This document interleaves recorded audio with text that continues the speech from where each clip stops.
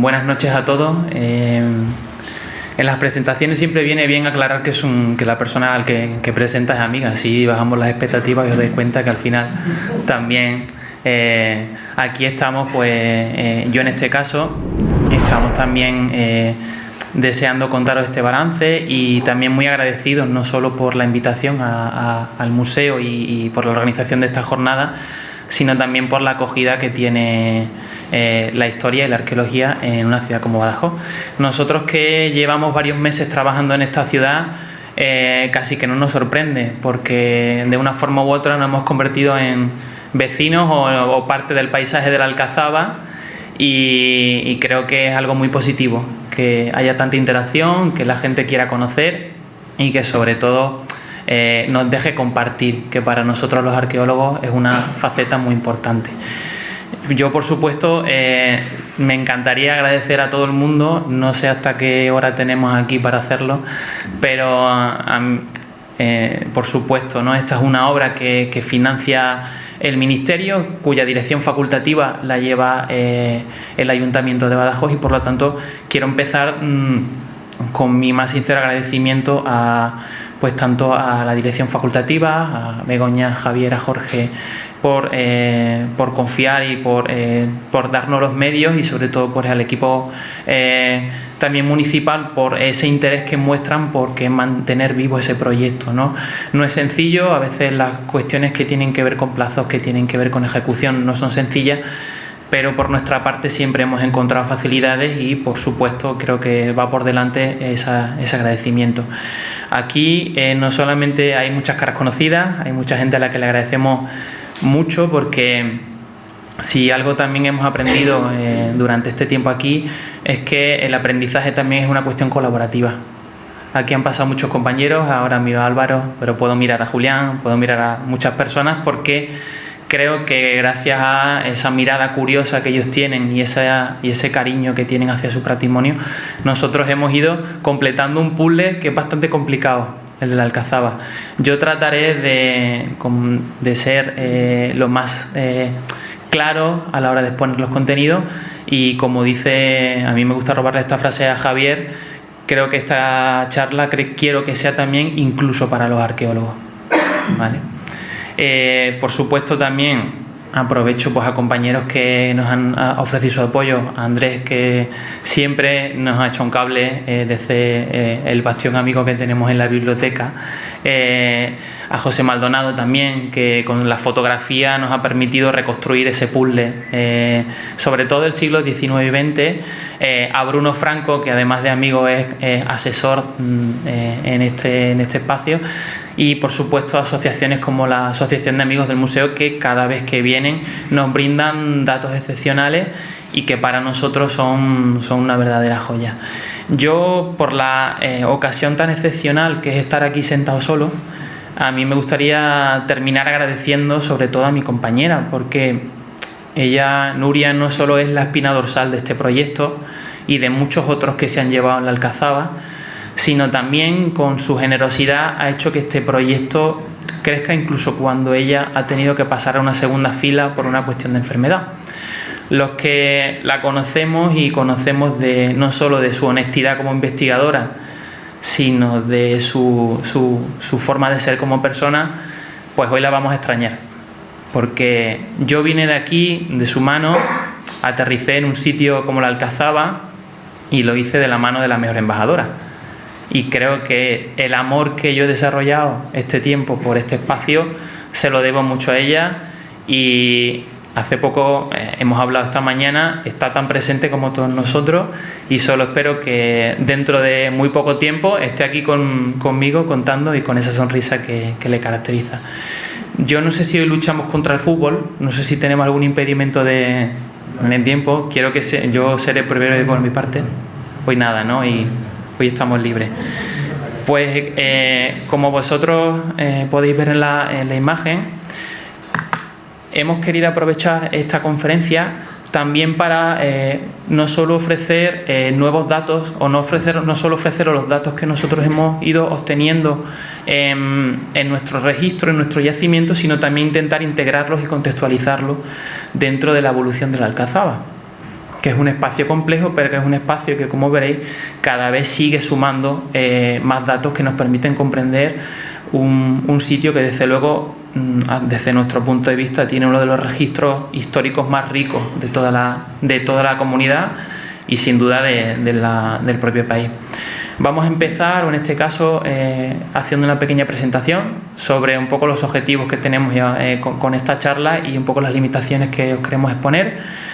Vamos a hablar de en qué contexto se sitúa nuestra intervención, porque es importante. Nosotros, al final, construimos nuestro conocimiento gracias también al trabajo que han hecho muchos compañeros, y es de justicia y es necesario que nosotros también reconozcamos todo lo que se han dado en la Alcazaba.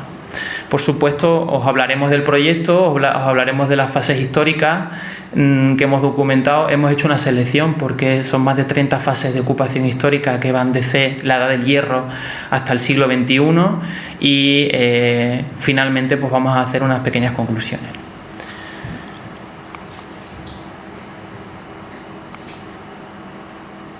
Sé que empiezo mal, pero aquí os voy a confesar que no hemos venido a reescribir, ni Nuria ni yo, la historia de la Alcazaba ni de Badajoz. Hemos venido a sumar.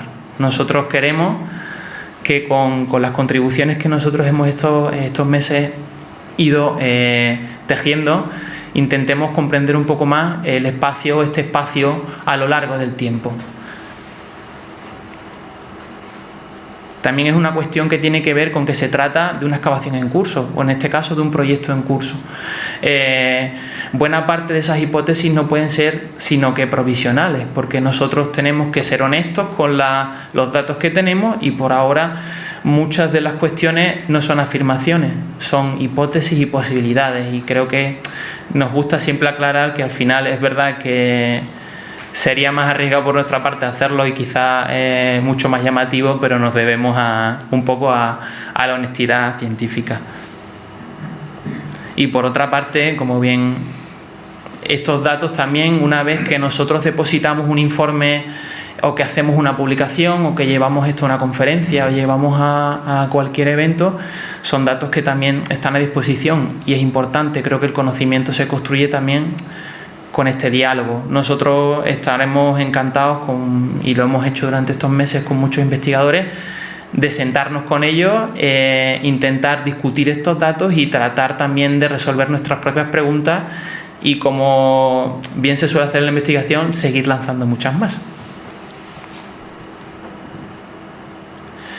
Cuando muchas veces nosotros nos colocamos en la Alcazaba, siempre desde fuera hay una imagen bastante injusta, y es que en la Alcazaba no se ha hecho nada, o que quizás no hay la arqueología que hay.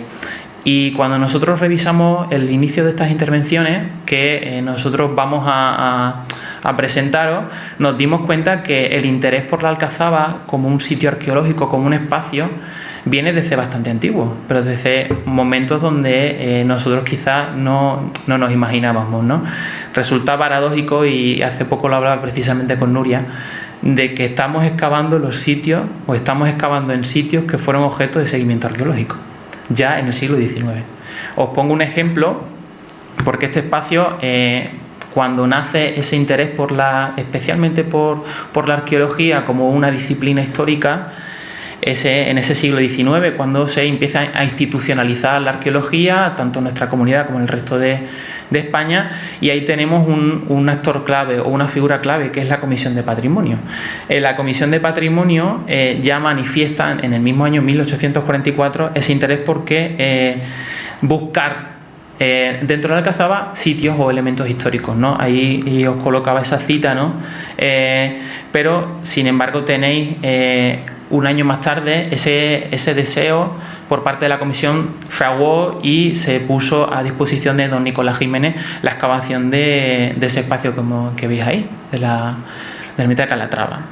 Es un espacio que nosotros vemos y en muchas ocasiones pensamos que tienen pocas historias, pero hasta la arqueología tiene su intrahistoria, ¿no? Estos espacios han tenido su interés desde antiguo, y por supuesto han sido no solo para los habitantes de la ciudad, sino también para las personas que vienen de fuera, un elemento de atracción, porque no dejaba de ser una ciudad con un rico pasado.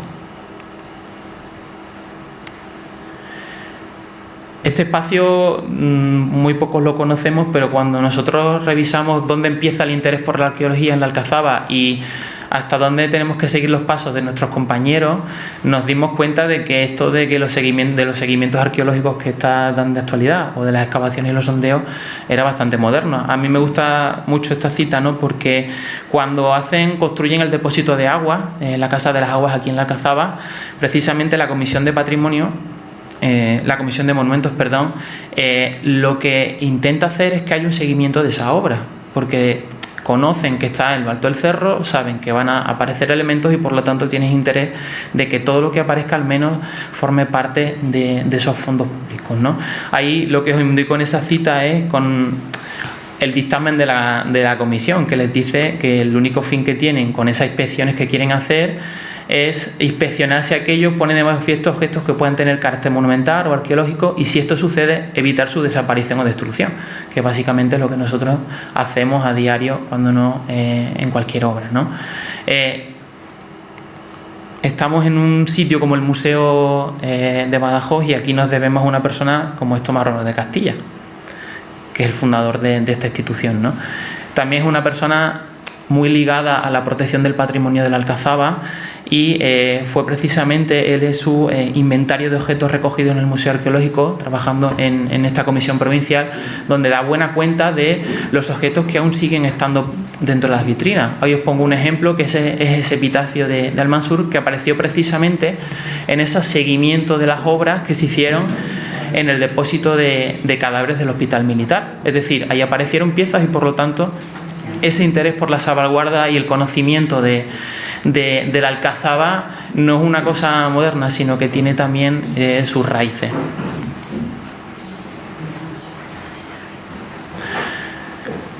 Este espacio todos lo conocemos, todos pasamos por ahí, todos lo cruzamos, ¿no? Es un espacio que tiene mucha vida, o a lo largo de mucho tiempo tiene mucha vida. Fue objeto de voladura, pero también fue objeto de excavación. Ahí estuvo Cánovas Pesini, estuvo excavando, sacando la puerta de Yelves. Esa puerta que nosotros vemos ahora es una reconstrucción, pero bueno, también esa intervención en los años 1939, estamos hablando, permitió por lo menos situar una de las puertas de ese recinto. Son precedentes que nos permiten a nosotros también conocer cuando nos acercamos a un espacio. Es decir, cuando nos acercamos a un espacio, el yacimiento no solo tiene vida cuando se acaba la función de ese recinto militar, de ese hospital, sino también la vida que tiene posterior, incluso la que viene derivada de las propias excavaciones. Este caso es un caso también, como muchas veces en esta parte quiero ser un poco casi reivindicativo, ¿no? Venimos y siempre se nos tacha de que aquí en la ciudad o en nuestra región miramos poco por nuestro patrimonio.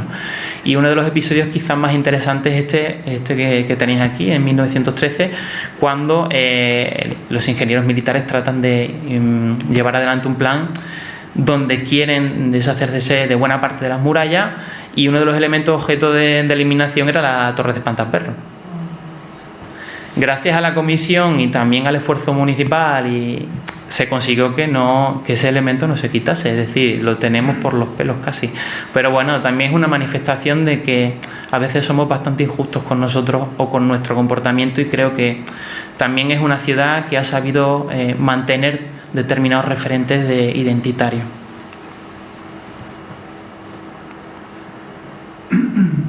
Por supuesto, excavaciones ha habido varias. Yo os pongo ya esta última, que es la que hizo el propio Pesini, que más bien fue una limpieza en la puerta del Alpendis, y luego Virgilio Viniegra también, que excavó en la puerta de la Coracha, ¿no? Son todos personajes que son primeras filas. En este caso Virgilio Viniegra es un personaje muy importante de la arqueología extremeña, y que se fijase en un espacio como la Alcazaba también nos da una sensación de que se trata evidentemente de un espacio importante ya en el pasado. Y tanto es así que poco tiempo después de estas excavaciones es cuando el Ministerio de Instrucción Pública y Bellas Artes, en el año 31, declara monumento histórico artístico el conjunto de Badajoz. En este caso ellos hablan del Alcázar, la Torre de Espantaperros y el recinto refiriéndose a todo el recinto amurallado. Con la aprobación de la Ley de Patrimonio Histórico Español, estos bienes pasan a ser, o estos elementos pasan a ser bien de interés cultural y por lo tanto tienen la máxima protección, y como tal no solo la legislación autonómica y estatal los avala, sino también, y es de justicia recordarlo, existe un plan director de la ciudad de Badajoz. Es un plan director bastante ajustado a las necesidades que tiene un entorno como la Alcazaba, y en la que ya se prevén muchas de las actuaciones que nosotros estamos ejecutando. Pero como tal, nosotros en la investigación solemos marcar que el inicio de una investigación arqueológica con un método moderno, con un método un poco más científico, se hace ya en el año 77. En el año 77 se pone casi que la primera piedra sobre el desarrollo de una serie de intervenciones dentro de la Alcazaba, que, como veis por los puntos, se han repartido en el tiempo. Ha habido momentos con mayor impas y con menor impas, pero sin embargo parece que al menos en los últimos años el parón que veis ahí tiene que ver también con el COVID, pero para que veamos que por lo menos la actividad de la Alcazaba, en la que están implicados muchísimos agentes institucionales, económicos y sociales, es un sitio que sigue aportando datos y que sigue dándonos información sobre este espacio. Ahí os recojo a todos los compañeros que han pasado por aquí, y os decía que siempre para nosotros es importante hacer referencia al trabajo de los compañeros, porque es el que nos permite a nosotros asomarnos y hacer una serie de conclusiones un poco más acertadas. Y ahí tenéis recogidos los nombres de muchos de ellos. Algunos os sonarán mucho, otros os sonarán menos, pero sin duda han tenido la suerte y también la responsabilidad de excavar en un entorno como este, ¿no? Como bien os decía, se trata de intervenciones que no han sido quizás sostenidas, porque ha habido campañas puntuales, ha habido intervenciones derivadas de cuestiones puramente científicas, otras que tenían que ver con seguimiento de obra, pero sin duda todo ello nos ha permitido que tengamos mucha información sobre la Alcazaba, ¿no? Esto, que ha costado el desvelo de mi compañera Nuria, que elaborar esta planimetría posiblemente sea una de las tareas más difíciles, porque es armonizar casi 50 años de intervenciones arqueológicas en la Alcazaba.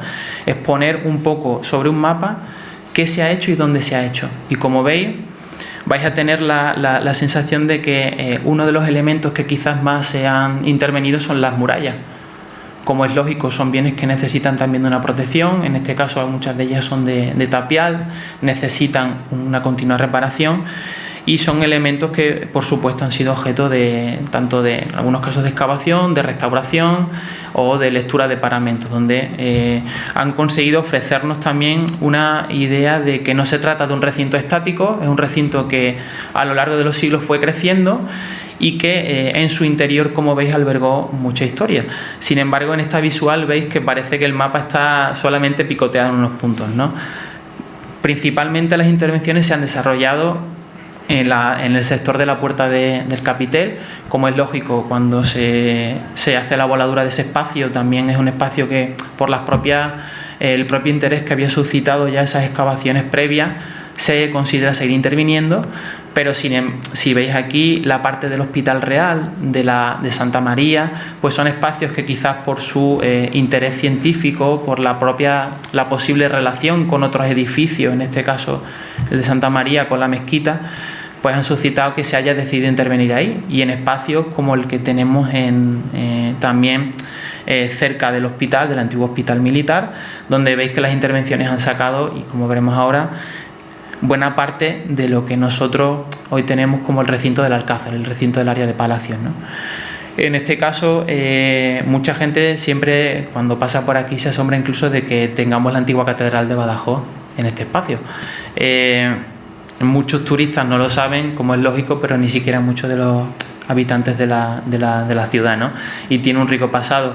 Estas excavaciones las efectuó Fernando Valdés, y en ellas identificó unos restos que interpretó como los posibles restos de la mezquita privada de Bin Marwan.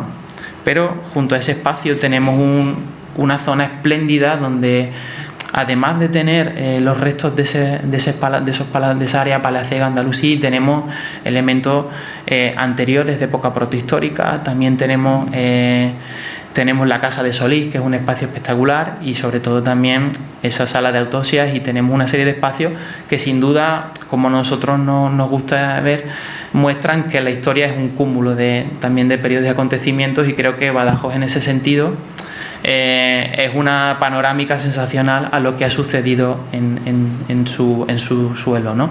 Aquí, como veis, hemos querido resaltar esos elementos y, por supuesto, todas estas investigaciones han tenido su difusión. Muchas de ellas han aparecido en libros muy conocidos, en artículos de revistas. También se han editado monografías relacionadas con esto, ¿no? Y esto ya es casi que un incentivo para que muchos de vosotros, si en alguna ocasión queréis dirigiros a estas intervenciones, podéis hacerlo. Y a Nuria y a mí somos bastantes militantes de la información en acceso, o al menos de que conozcamos que se puede acceder públicamente, y como bien sabéis, cualquier ciudadano puede consultar las memorias de intervención arqueológica, que en muchas ocasiones no se publican y que son datos que están a disposición de cualquier persona para elaborar cualquier cuestión. Nosotros a veces los trabajamos con compañeros por trabajos de fin de máster, trabajos de fin de grado, pero cualquier persona que tenga interés puede acceder a ellos, ¿no? Y con ese punto, es decir, con ese estado de la cuestión de todo lo que se había hecho en la Alcazaba, nosotros, cuando llegó este proyecto de intervención, nos pusimos a repasar lo que había sucedido en la arqueología de la ciudad de Badajoz, en la arqueología de la Alcazaba, pero nos pusimos a mirar y a volcar nuestros ojos al espacio que vamos a excavar. Aquí os coloco esos dos mapas, ¿no? Esos dos mapas a veces desalentaban un poco, porque, como veis, aparecían como dos espacios vacíos. Para nosotros sabíamos que no se iba a tratar de un espacio vacío, pero evidentemente este vértigo siempre lo tienes, ¿no? Una de las cosas que ha permitido esta intervención es reconstruir la evolución de la presencia humana en este espacio antes de ese mapa, que es el primer mapa de la ciudad de Badajoz que nosotros conservamos, ¿no? Lo interesante para nosotros es que cuando ahora muchas veces paseamos o paseamos encima de esa rampa, lo que estamos viendo es algo que ya en 1645 no se veía. Y especialmente hay un elemento que es el de la muralla, que también muchos de vosotros también habréis acudido, guiados también por el interés que ha suscitado la aparición de ese espacio, ¿no?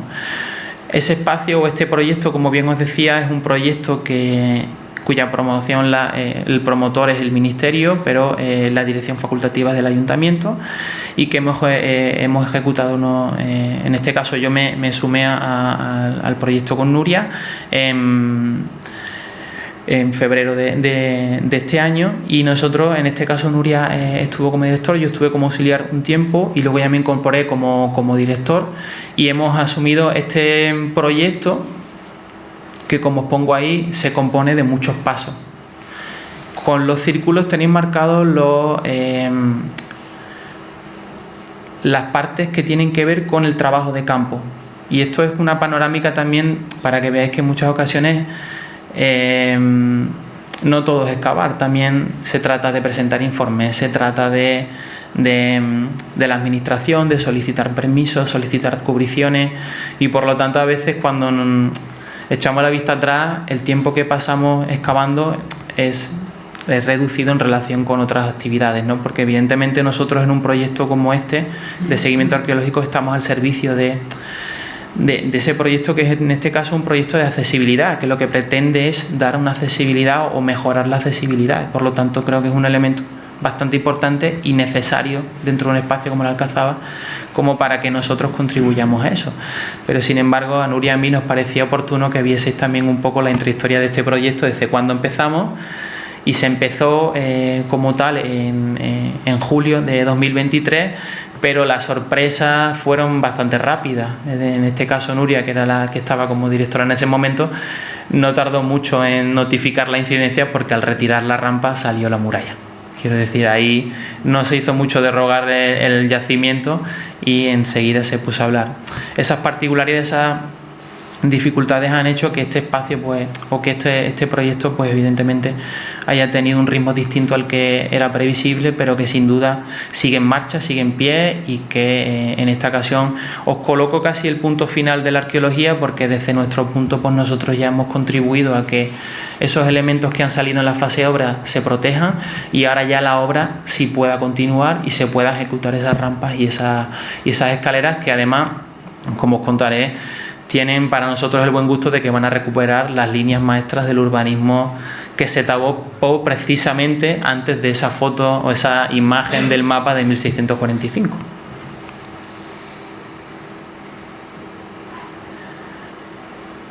Este proyecto se ha compuesto de muchísimas actividades.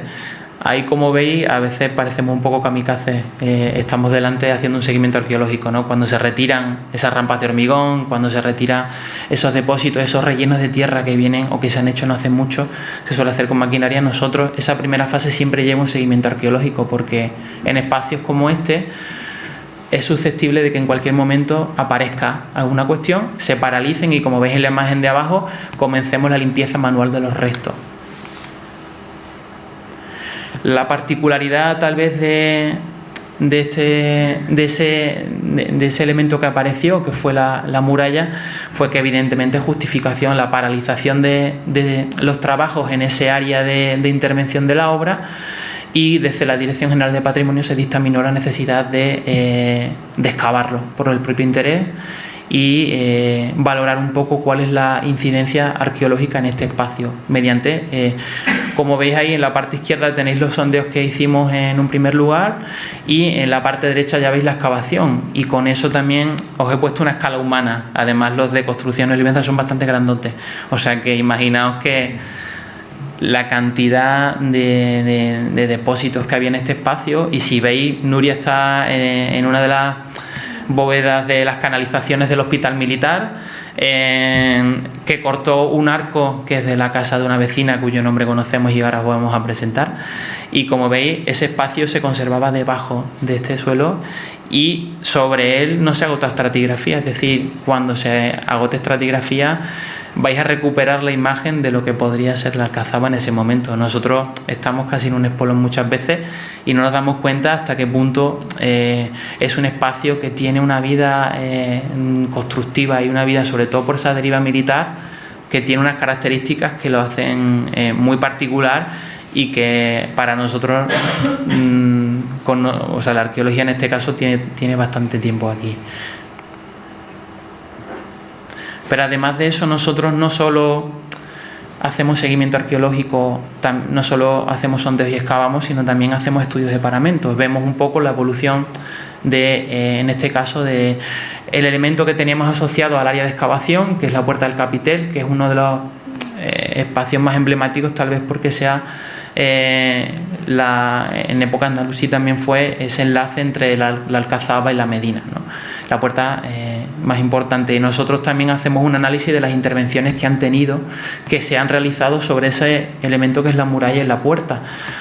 ¿Por qué? Porque son necesarias para comprender también el registro que hay en el suelo, para saber interpretar lo que nos aparece en la excavación, pero también porque son datos que nosotros podemos proporcionar en un futuro cuando se decida hacer una intervención sobre este monumento y se decida consolidar los elementos que son originales, retirar a aquellos que no lo son y por lo tanto garantizar que ese espacio vuelva a tener al menos parte de la fisonomía que tenía y sobre todo que se pueda conservar, porque como bien sabéis, muchos de estos espacios desde el siglo XIX hasta el siglo XX pues fueron intervenidos, pero quizás no de los medios más oportunos, porque lo hicieron con los medios que tenían en ese periodo, ¿no? También es interesante que nosotros contribuyamos a hacer una lectura de no solo cómo fue la historia en ese espacio, sino también cómo podemos contribuir a que de cara a futuras intervenciones se pueda mejorar su conservación.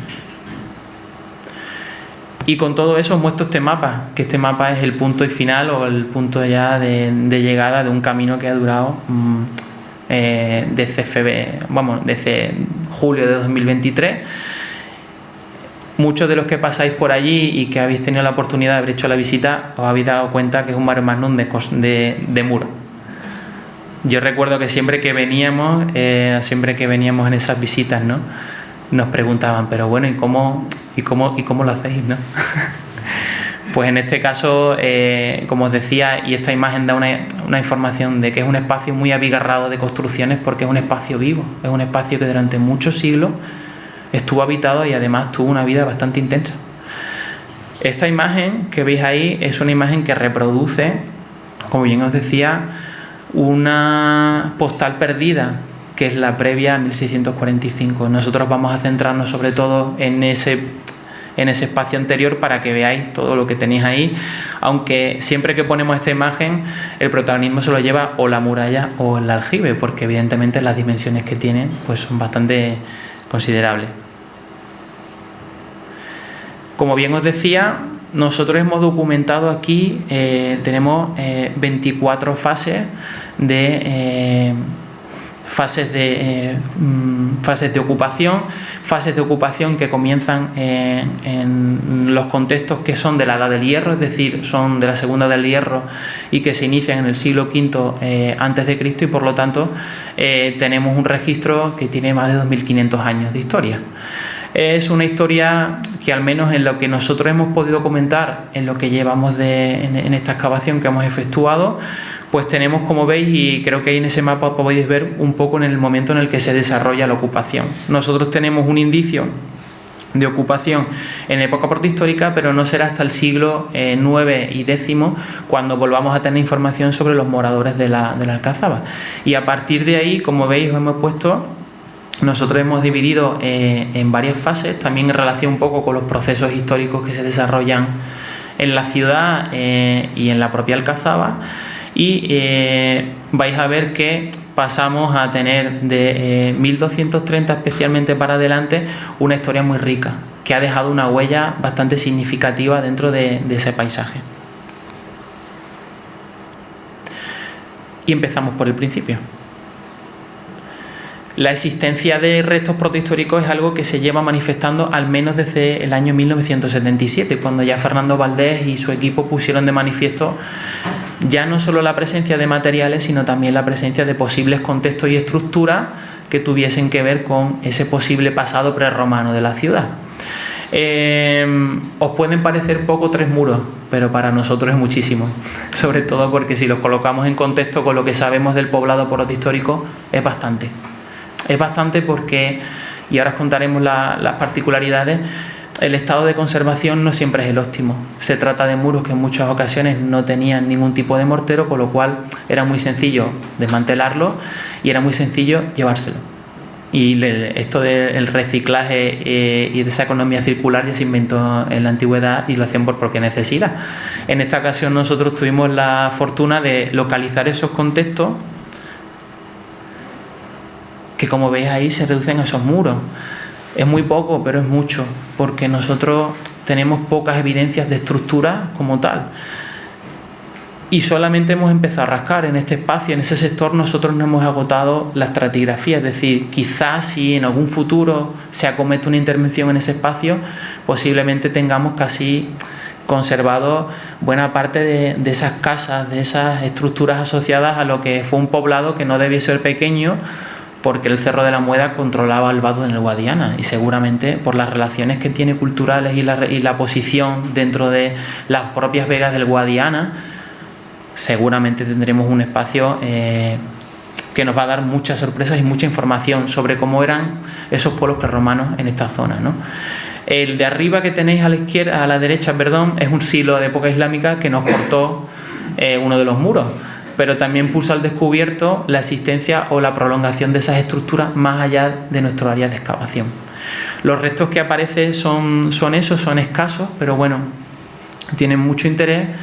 Y aquí surgió también una problemática añadida, y era el tema de la ciudad romana, que es ese pequeño fantasma que aparece siempre, ¿no? Donde nosotros lo que constatamos en este espacio es la abundante presencia de materiales romanos, pero ninguno de ellos está asociado a un contexto, es decir, ninguno forma parte de un contexto cerrado. Son piezas que pueden proceder, y como os pongo ahí abajo, tenéis desde balas de onda romana, cerámica romana, a cerámica protohistórica y cerámica andalusí, es decir, son contextos que no son cerrados, por lo tanto nosotros no podemos Todavía nuestra información se queda en ese siglo I a.C., cuando son los datos que nos llegan a nuestro poblado, y son bastantes, son muchos. Como os decía, un par de muros puede parecer poco, pero para nosotros que aparezcan como aparecen, que en este caso aparecen amortizados, ya sellados por esos contextos de época andalusí, es mucho, porque una de las particularidades que tiene la conservación de esos muros es que, precisamente porque en ese espacio no se construyó o no fue un espacio constructivo en época andalusí, conservamos también los muros, que en otros lugares de la Alcazaba, pues posiblemente por la presencia de otro tipo de instalaciones militares, civiles o religiosas, pues no se conservó. Y os decía que es poco, este mapa no se ve, quizás no se vea del todo bien, pero son los puntos que están en rojo marcados, es decir, eso es lo único que conocemos del poblado de estructura. Es muy poco, con lo cual cualquier dato que nosotros saquemos tiene un valor excepcional. Y pasamos al pasado andalusí. A partir de este momento nosotros comenzamos a tener mucho más datos, y sin duda, quizás esa tenéis la imagen que ya que nos quedará para el recuerdo, que esa rampa que existía, que cuando se desmanteló empezamos a constatar el primer segmento, el primer lienzo de muralla, que no es propiamente andalusí, que nosotros fechamos en época bajo medieval cristiana, pero que debajo de él estaba el lienzo andalusí. Y comenzamos, cuando realizamos esta intervención, comenzamos a constatar un espacio que sobre esos restos protohistóricos que conservamos teníamos unos restos de época andalusí bastante bien conservados.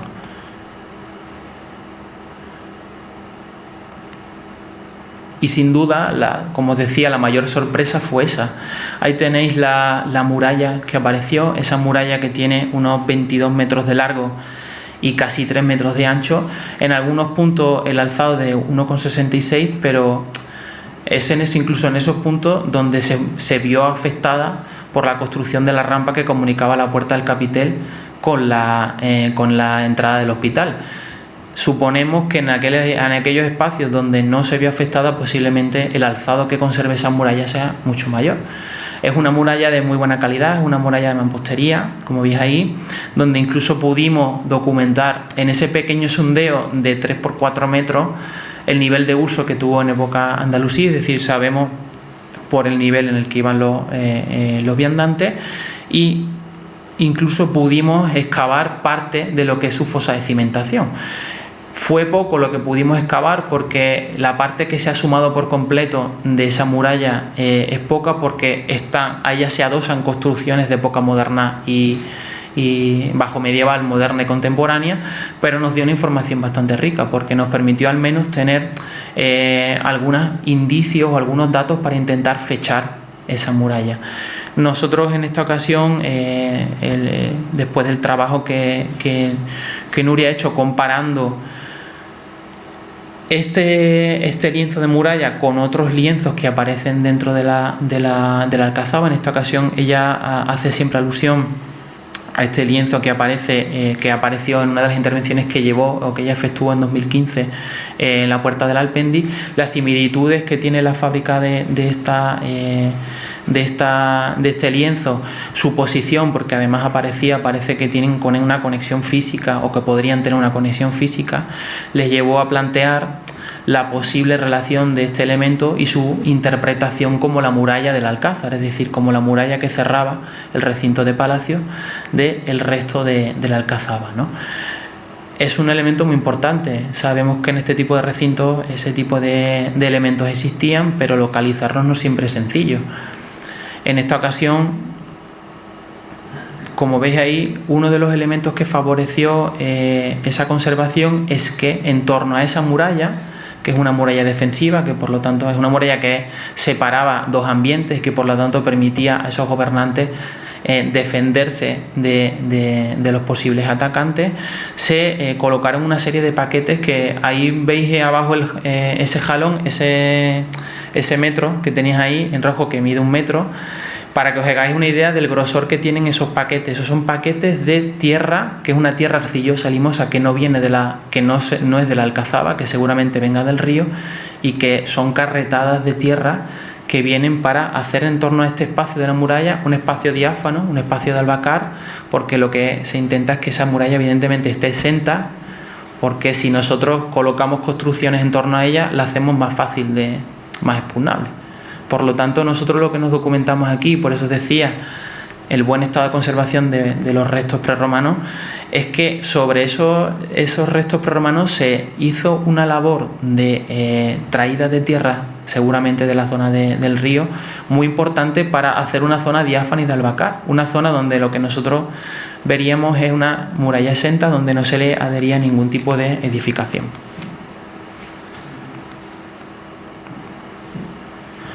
De época andalusí, ahí veis eso que tenéis en la derecha, esos dos grandes zanjas son dos barreros, son dos agujeros que se utilizaron para extraer tierra y para construir. Que hagan esos barreros es una faena porque nos rompe la lectura y la estratigrafía, pero también nos permite ver en el perfil, es decir, ver en las paredes cuáles son los paquetes y los niveles de ocupación que tiene ese espacio. Y ahí vimos que sobre esos niveles de albacar, sobre esos niveles que hacen ese espacio, esos rellenos que se realizan, teníamos muros que también son de época andalusí, que seguramente nosotros fechamos en época del final de la dinastía hasta así, porque la muralla la fechamos al menos de forma provisional en época taifa. Esos elementos que se colocan en torno a ella, o que nosotros vemos aquí una fase posterior, serían de época ya fin de la dinastía hasta así, de época almorávide, y nos informan también de la presencia de estructuras de un carácter muy limitado, es decir, no forman un urbanismo porque, como os decía, se trata de que esa muralla esté exenta, de que a esa muralla no se le adose ningún tipo de construcción y por lo tanto siga cumpliendo su carácter defensivo. Y por si fuera poco, en época almohade, sobre esos rellenos de tierra que se coloca otro relleno más de tierra limosa, es decir, de esta tierra limosa. Como veis ahí, y lo veis en la imagen de la derecha, las construcciones que veis, esos muros que veis en la parte derecha, no son muros de época andalusí, son muros de época bajo medieval cristiana. El espacio que nosotros veríamos en ese periodo sería un espacio libre, y vuelvo a insistir en eso, exento de construcciones, porque esa dinámica va a cambiar justo cuando se produzca la conquista cristiana de la ciudad. Lo que sí tenemos es en esa fase final, como se trata de un espacio que no está construido, es decir, un espacio donde no hay edificaciones, lo que sí tenemos son silos.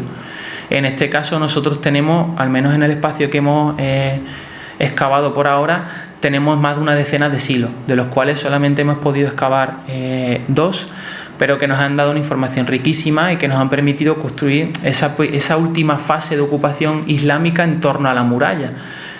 Esa fase que nosotros, en esa fase que tenemos en época almohade, hemos excavado dos de los silos y, como veis, al final hemos podido seguir completando la imagen de cómo sería la evolución de ese espacio. Como bien os decía, la Alcazaba, cuando se funda, es un recinto que se dota de una serie de murallas, es un recinto que además tiene una zona residencial y palaciega, una zona civil, porque se le permite tener una mezquita privada a Ibn Marwan, que eso es algo bastante inusual y bastante importante. Es un espacio donde de la muralla para afuera no tenemos construcciones, pero sí tenemos evidencias de ocupación. Es decir, nosotros tenemos la muralla que separaba esos dos ambientes. En uno de ellos sí tenemos constancia de esa presencia de estructura. En el otro lo único que tenemos es esa imagen que nos da o que nos refuerza esa interpretación como un elemento de carácter defensivo, que lo que precisamente buscaba era proteger o mantener protegidos a los líderes de esa ciudad. Y con esto vamos a llegar a época bajo medieval. Os paso esto. En 1230 la ciudad de Badajoz se funda en el 875. Es una ciudad por la que pasa y que consigue ser un reino independiente, como vosotros bien sabéis. Y en 1230 Alfonso IX conquista la ciudad y se la entrega a las órdenes militares.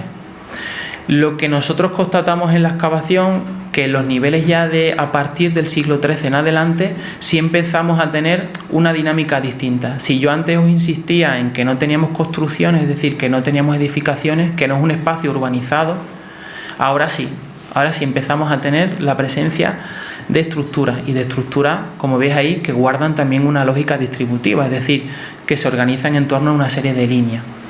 En este caso, esta fase, la fase 7, es la primera fase de ocupación de época medieval. Es una fase que está muy afectada por las construcciones posteriores, especialmente las de época moderna. Pero si veis, después de mucho esfuerzo por unir las piezas y de sentarnos muchas tardes a intentar recolocar este puzzle, vimos que tenía una correspondencia clara con estructuras, ¿no? Y se trata, o en este caso, como bien decía, sabéis que es un espacio, la Alcazaba, que cuando se conquista y se entrega a las órdenes militares, hay una efervescencia constructiva también. Se hacen esas ermitas, también se construye la iglesia, y ese espacio se empieza a llenar de viviendas. Es un espacio que ya empieza a perder ese carácter o esa funcionalidad puramente militar que tenía en relación con esa muralla del Alcázar, y empezamos a constatar la presencia de estructuras de habitación. Esas son las piezas que nos aparecen de ese puzzle. Muchos de vosotros habéis tenido la oportunidad de pasear y de verlas. Son pocas, pero como os decía, son muchas, porque nos dan cuenta de que, aunque se trate de la cimentación de los muros, nos están marcando un paisaje que empieza a tener un urbanismo distinto al anterior. En algunas ocasiones, esos elementos no solamente nos aparecen viviendas que tendrían sus patios, que tendrían diferentes estancias, sino también atarjeas, ¿no? Lo que nos está, de nuevo, es un espacio que se está comenzando a urbanizar y a habitar. Y en época bajo medieval, en ese siglo, nosotros fechamos en el siglo XIV, se hace una intervención que es la de hacer un recrecido a esa muralla del Alcázar. Cuando muchos de vosotros habéis paseado y habéis hecho un vistazo al yacimiento desde la parte de arriba, desde la biblioteca, siempre advertir la presencia de lo que mucha gente llama un camino, ¿no? Un camino de tierra.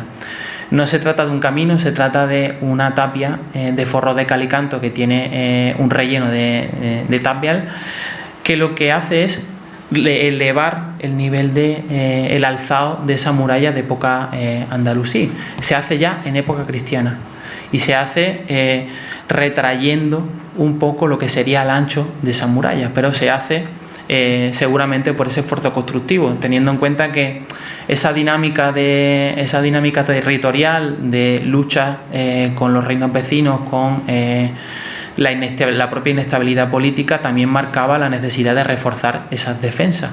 En esta ocasión ahí tenéis, en verde podéis ver lo que es la muralla, los restos de la muralla andalusí, y sobre esa muralla andalusí tenemos los restos de ese recrecido de época cristiana, que el paralelo directo que nosotros tenemos es el de la Casa de Solís, que fortifica casi y se apropia de esa entrada de ese espacio.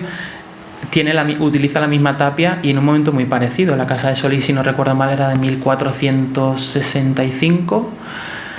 Nosotros fechamos en un espacio muy parecido a esto, es decir, estamos constatando, y eso también era importante, estamos cruzando los datos que tenemos en otros espacios de la Alcazaba con los que tenemos en nuestra propia excavación, y lo que nos ayuda a nosotros también a fechar un poco la evolución de este espacio. Ya habéis visto que para construir ese relleno de tierra hacen unos agujeros tremendos. Agujeros que lo que hacen es cortar la secuencia de ocupación de época, la primera de época bajo medieval, las de época andalusí e incluso las de época protohistórica, para hacer ese relleno de tapial. Están cogiendo la tierra con la que están construyendo la muralla, la están cogiendo inmediatamente de ese espacio. Sin embargo, esos espacios van a quedar colmatados muy pronto, y sobre ellos vamos a volver a tener ocupación. Esos espacios son rellenos de nuevo, en este caso de desechos. Ahí veis la cerámica que nos aparece y con la que nosotros datamos este elemento, la construcción de estos barreros entre el siglo XIV y el siglo XV, y a partir especialmente ahí veis otro forro de tapial que nos ha aparecido en otro espacio, Y lo que vamos a tener a partir de este momento es sobre todo un urbanismo que ya sigue unas líneas de evolución muy claras, unas líneas de evolución que están marcadas por la muralla y por la antigua calle real. Y esta es quizá una de las cuestiones más gráficas. ¿Veis el aljibe? Veis que el aljibe y el resto de muros que colocamos ahí se distribuyen de forma perpendicular hacia una línea. La línea que tenemos a la derecha es la del propio inicio de muralla. Estas construcciones están ya adosándose a la muralla, algo que no sucedía en el periodo anterior. Por lo tanto, la muralla ya ha perdido toda funcionalidad puramente militar. Si dejamos que se construya en torno a la muralla, por lo tanto, las necesidades ya no son las mismas que antes. Y lo que nos dimos cuenta en esta fase 10, que para nosotros es una de las más ricas, es que esa foto anterior a 1645 lo que nos estaba dando son las manzanas que había en este espacio. Es decir, este espacio que sabíamos que estaba ocupado porque tenemos las grandes casas palacios, porque aquí teníamos la casa del obispo, teníamos una serie de estructuras. Nosotros nos dimos cuenta que podíamos reconstruir ese paisaje urbano que tenía, o ese paisaje urbanizado que tenía este interior de la Alcazaba, lo podíamos reconstruir a través de los restos de ese aljibe, así como del resto de casas, que se trata de casas, patios, que como veis tienen una dirección muy clara, están apuntando en dirección a esta plaza, ¿no? a esta plaza de San de Bruaga, y que cuando nosotros hemos intervenido, estos son los muros, o en este caso el aljibe, al que hay que felicitar a los que lo construyeron, porque podemos dar fe que sigue en uso y que sigue funcionando y que sigue almacenando agua, ¿no? Los muros que aparecen, que son los muros de esas casas que existían, muchas de ellas, Badajoz además tiene, o la investigación en Badajoz es muy interesante porque la identidad de muchos de los propietarios de esas casas, o la identificación, todavía sigue siendo un elemento de discusión. Nosotros hemos venido a sumar más piezas. Entonces ahí veis que ese urbanismo que en ocasiones desconocemos, aunque se trata de muros que están cortados, muros que están en un estado de conservación que no es el ideal, sí nos están marcando muy bien, o están fosilizando lo que serían las casas y las manzanas que hubo en ese periodo, cosa que ya sabíamos, pero que, como os decía, nosotros no teníamos información fehaciente de eso.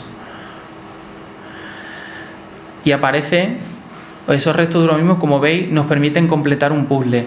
Llegar hasta esos dibujos y conectar los muros no nos fue sencillo, pero realmente, sobre todo en esta época, en esta fase de ocupación, que hablamos del siglo XV y XVI, nos podíamos casi reconstruir de forma completa lo que sería esta manzana, es decir, podíamos saber cómo se distribuían las calles de este espacio, a la espera, por supuesto, de que en un futuro se intervenga y se complete ese mapa. Por lo tanto, tendríamos un barrio entero.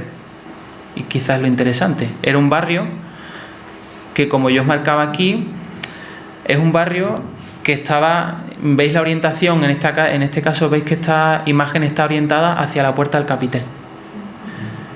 Gracias también pues a la investigación, a la contribución de, como os decía, de muchas personas que han pasado por aquí y que nos han dado información sobre dónde encontrar esos testimonios de la existencia de esa calle real. Nosotros nos pusimos a investigar y nos dimos cuenta, veis el muro UE 1052, el que está más a la derecha. Esa es la línea de fachada que tenían esas casas que nosotros hemos encontrado en la otra parte con la calle real. La calle real estaría por debajo del nivel que veis ahí. Ese pavimento de suelo de rollo es un pavimento que se hace en el siglo XIX para dar acceso a ese antiguo edificio con el cuerpo principal del hospital, porque esos antiguos edificios se utilizan como instalaciones anexas al hospital, y debajo de ahí tenemos la calle real.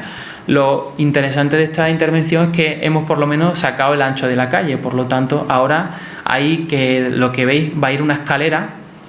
Ahora vamos a revertir esa rampa que en el siglo XIX desvió el acceso al interior de la Alcazaba. Ahora, a la colocación de esa escalera sobre ese espacio, sobre esos restos que tenéis ahí, nos va a permitir volver a recuperar lo que tuvo que ser en su momento el trazado de la calle real. que sería algo así. Como veis, lo que yo os comentaba, quizás uno de los aspectos más interesantes de esta intervención es que nos ha permitido reconstruir la existencia de esa calle. Es una calle del siglo que tiene una evolución dilatada, hablamos del siglo XV, XVI, y la última fase de ocupación que nosotros constatamos es del siglo XVII, pero como veis tenemos una calle entera, y tenemos una calle entera que se conserva casi de forma intacta, porque esos niveles o este espacio, como bien nos advertían los mapas de la cartografía del siglo XVII, del XIX en adelante, es un espacio en el que no se construyó, y por lo tanto es un espacio que se mantuvo prácticamente inalterado. Así que, a diferencia de lo que sucede en otros espacios, como el del propio hospital militar, tenemos en el subsuelo prácticamente todo un barrio de ese Badajoz del siglo XVI-XVII, ¿no? Nos parecía muy interesante marcar sobre esa imagen aérea esas líneas, ¿no? Para que veáis un poco lo que nosotros podemos reconstruir a través de la arqueología. Lo interesante es que no solo se trata de un barrio que está entre la calle Real, entre esa muralla y la calle Real, sino también se trata, o hemos encontrado estructuras de ocupación, viviendas adosadas a la otra parte de la muralla. Por lo tanto, sabemos que esos muros continuaban, o esas viviendas, esas manzanas de viviendas continuaban en la otra parte, en la manzana derecha, y se conservan bastante bien, aunque ahí lo que veis en la parte derecha es lo que queda de un patio de una casa del siglo XVI que fue cortado por una canalización del hospital militar, pero sin embargo nos dimos cuenta que podíamos casi reconstruir lo que sería, podíamos reconstruir casi todas las plantas de las casas que existían en ese entorno. Y aquí es una de las cosas que a nosotros quizás nos hacía casi más emoción, porque generalmente muchos compañeros son aquí arqueólogos, trabajan en el mundo de la arqueología y saben que ponerle nombre o identificar a una persona y asociarla con un resto en concreto es muy complicado.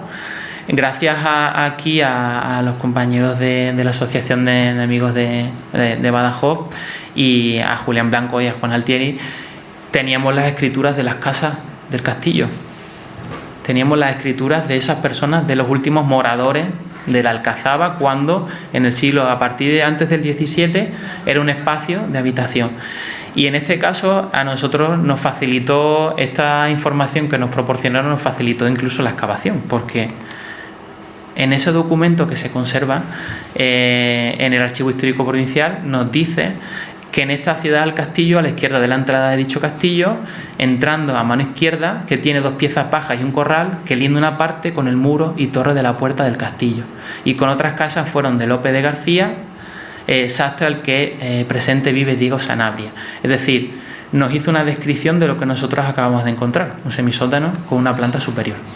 Es decir, hasta ese punto nosotros llegamos o cruzando esa información que a veces no solemos tener, esa información del registro, de ese registro de propiedad, de esas actas, pudimos incluso darle carne a los habitantes, ¿no? A nosotros había una cosa que nos resultaba particularmente graciosa, es que uno de los habitantes de esas manzanas de casa se llama Diego Sanabria, que es como uno de los técnicos del museo de aquí, con lo cual para que veáis, hasta que le cogió cariño y se quedó viviendo 400 años más tarde, ¿no?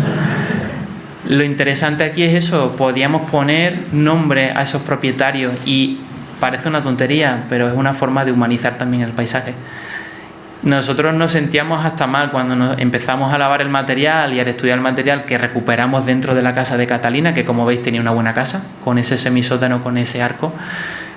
Encontramos absolutamente todo, todas sus pertenencias, todos los elementos de la vajilla de mesa, toda la vajilla de servicio. Es decir, nos sentíamos un poco invadiendo el espacio personal de la pobre Catalina y de su marido, pero nos resultaba muy estimulante, porque era una forma quizás, ¿no?, de comprender que se trata de un espacio vivo, y hacer esa traslación al presente nos pareció también muy, muy importante, ¿no?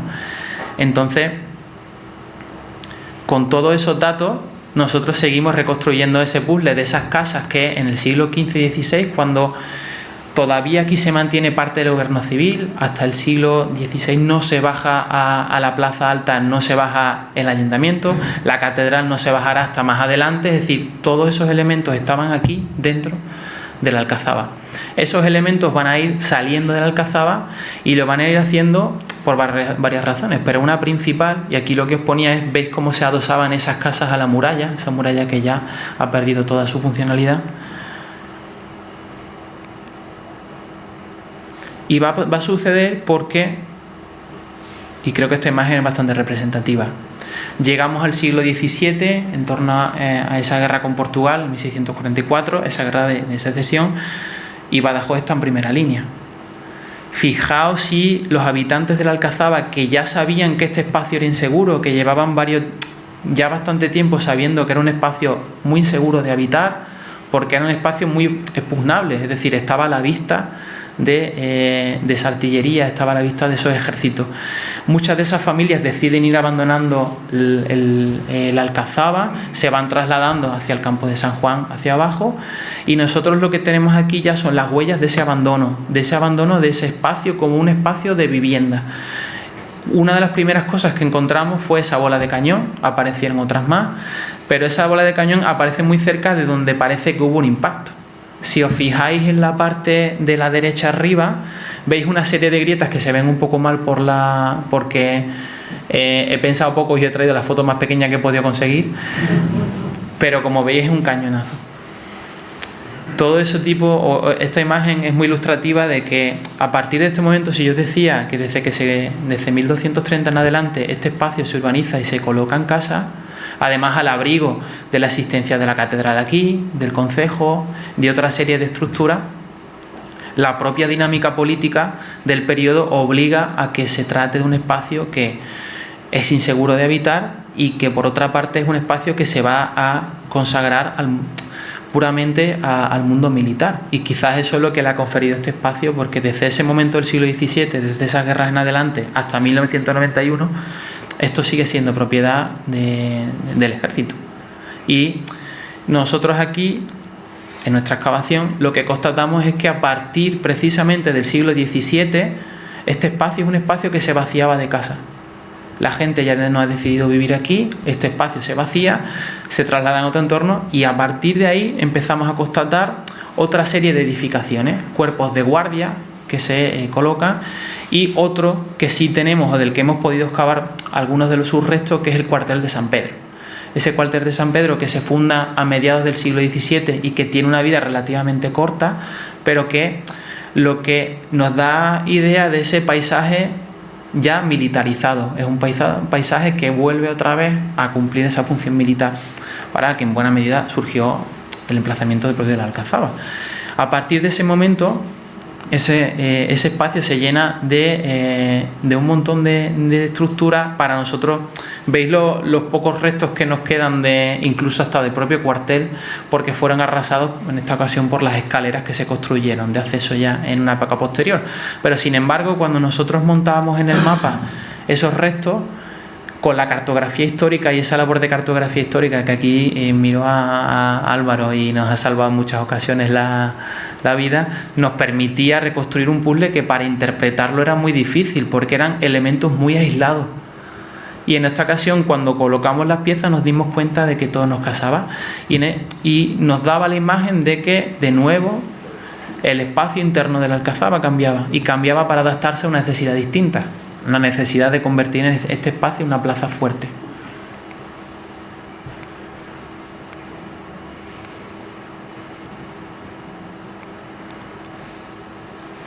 Y llegamos ya a época contemporánea. En este caso, nosotros aquí hay un elemento que es de sobra conocido, que es el hospital militar. A nosotros esta foto nos parecía particularmente simpática, porque además, para que veáis, están en la puerta recibiendo, ¿no? Hacerse fotos antes no era tan fácil. Pero es precisamente esa intervención que se hace en este momento. Se construye ese cuartel de San Pedro, que se abandona. El propio hospital militar va a reutilizar instalaciones de ese cuartel y de otras instalaciones previas, y lo que va a hacer es cambiar el eje. Lo que yo os insistía, que desde la puerta del capitel se atravesaba esa calle real que conectaba la puerta del capitel con la del Alpendí. Y veis lo que se hace ahora, se gira, y se gira precisamente para dar acceso desde la puerta del capitel a la entrada del hospital. Hoy esa puerta está cegada, pero es sencillo saber cuál es, ¿no? Sin embargo, esa es quizás la intervención que, fijaos, ahora si nuestra memoria era la de que cruzábamos esa puerta en dirección para allá, ahora una de las cuestiones que tiene que ver el desarrollo de esta excavación y del proyecto de accesibilidad es que casi por una imbricación de ambas cosas nos vamos a recuperar lo que era el urbanismo de ese periodo y que fue adaptado en función pues de las necesidades de ese hospital. Del hospital hemos excavado todo, prácticamente todo, porque son las primeras estructuras que salían. Ahí teníamos, como muchos de vosotros conocéis, los que no sois de aquí, ese hospital militar tenía una zona de jardín. Entonces todas esas jardineras, todos esos elementos de cierre, las cunetas, todo eso nos aparecía, lo hemos podido documentar y eso, aunque no se conserve, sí se tiene constancia de ello. Incluso nosotros afortunadamente podíamos en muchos casos hacer el registro tridimensional de todo lo que tenemos aquí, con lo cual en una futura musealización es interesante que contar con todos esos datos para que veáis que esto es una muñeca rusa, o la Alcazaba es una muñeca rusa, y lo que tenemos que hacer, o en este caso nosotros, era documentar todo lo que había pasado en la Alcazaba, independientemente de entre comillas, esa importancia que tuviese o no. Todos los periodos que han pasado aquí han conferido un carácter a este espacio. Este es el último carácter que le dieron, ese carácter militar, pero sin embargo la historia ahora, como veis, la Alcazaba es un espacio donde confluyen la biblioteca, la universidad, el museo, y es un espacio en continuo cambio, ¿no?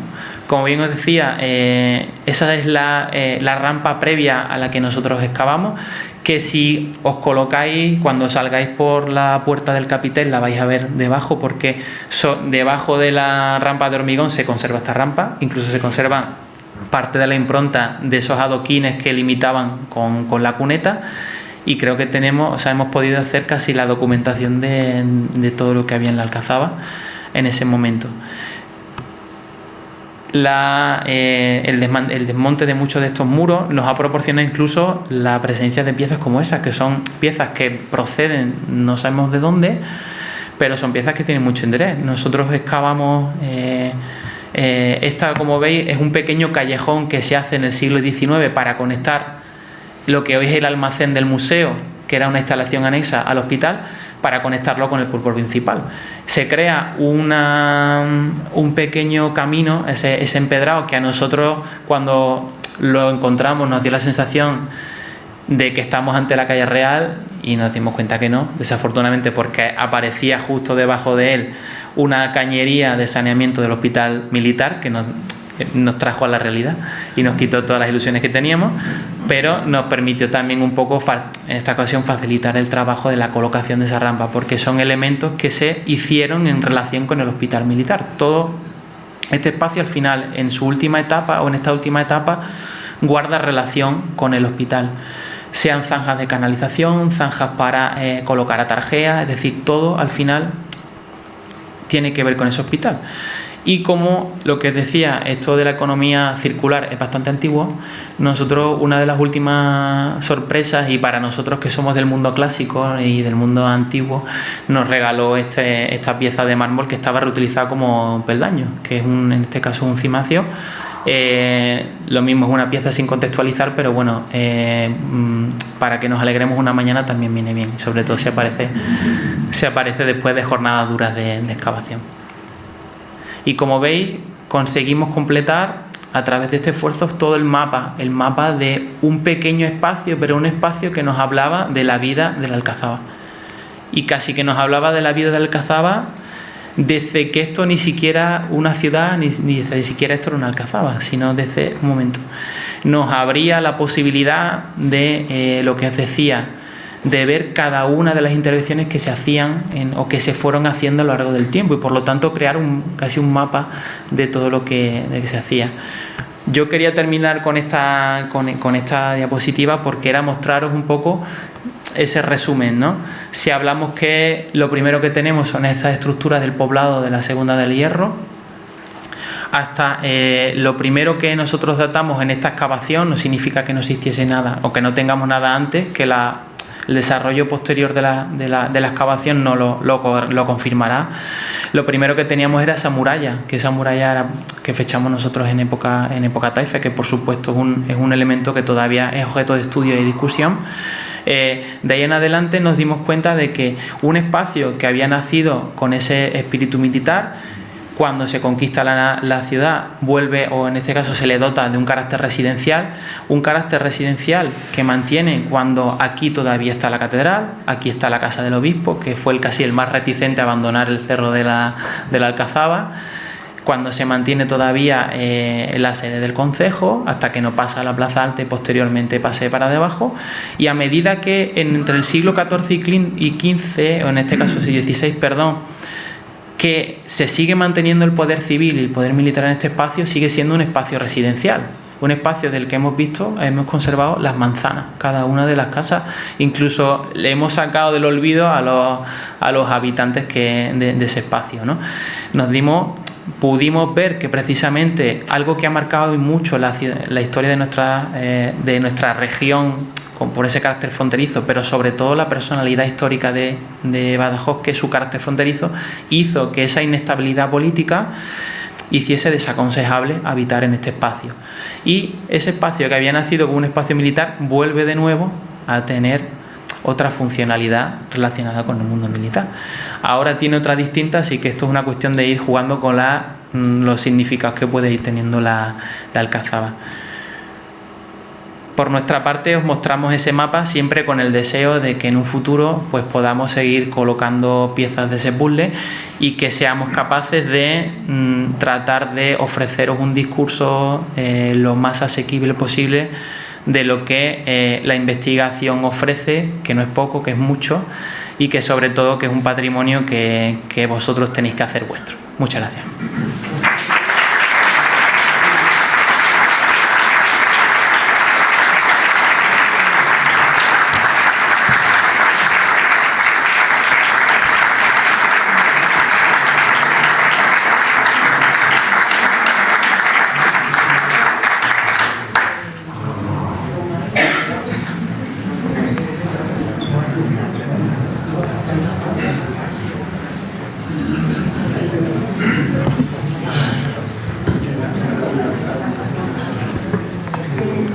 Muchas gracias, David. Creo que ustedes han podido comprobar la preparación de nuestro conferenciante de hoy. Ha sido exhaustivo, ha sido didáctico. A mí no me sorprende en absoluto, lo conozco hace mucho tiempo, y si algo lo caracteriza precisamente es su carácter, sobre todo divulgativo y participativo. Muchísimas gracias. Vosotros.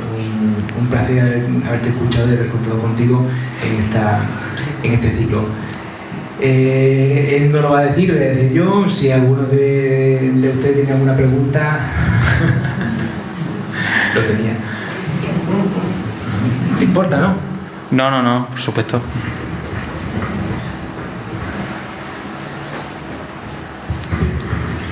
Bueno, enhorabuena por la exposición.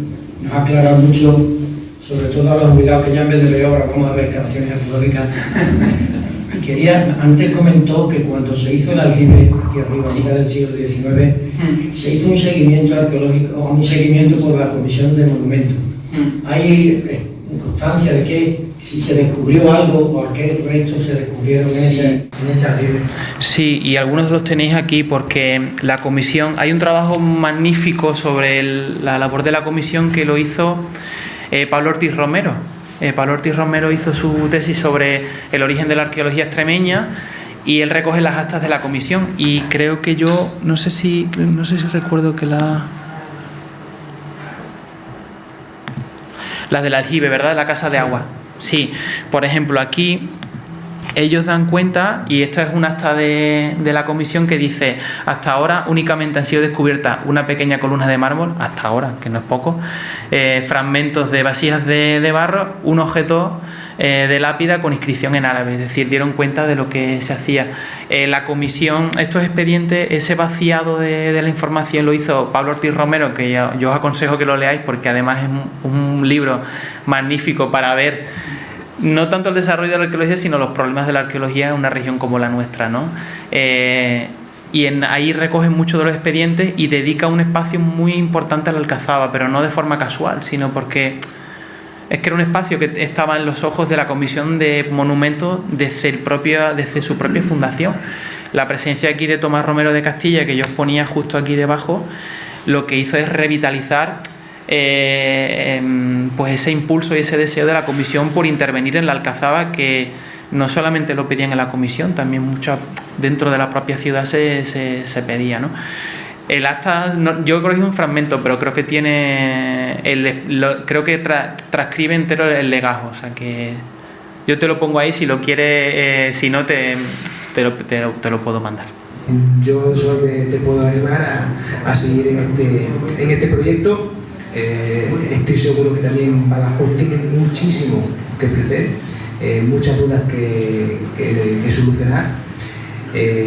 Tocará algún día reflexionar sobre el origen de ese Badajoz más desconocido, del cual todavía, a pesar de todo, conocemos muy poco.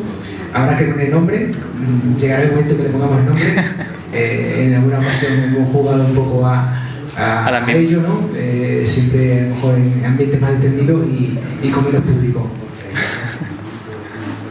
Bueno, pues si les parece, es buena hora para acabar y nada, darle de nuevo las gracias por acompañarnos hoy, darle las gracias por ser fieles a nuestra convocatoria, a la Asociación de Amigos, como no, y proponerles que vengan, que nos acompañen un día más. El miércoles que viene tendremos una charla sobre una de las culturas más fantásticas, más extraordinarias del Mediterráneo.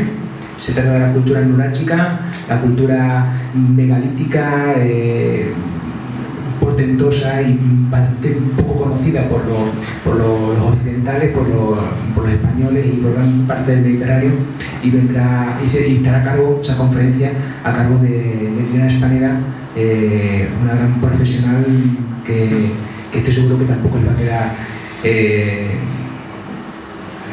igual. Vamos a verlo. Vale, con lo cual, muchísimas gracias. Les espero de aquí a una semana. Gracias.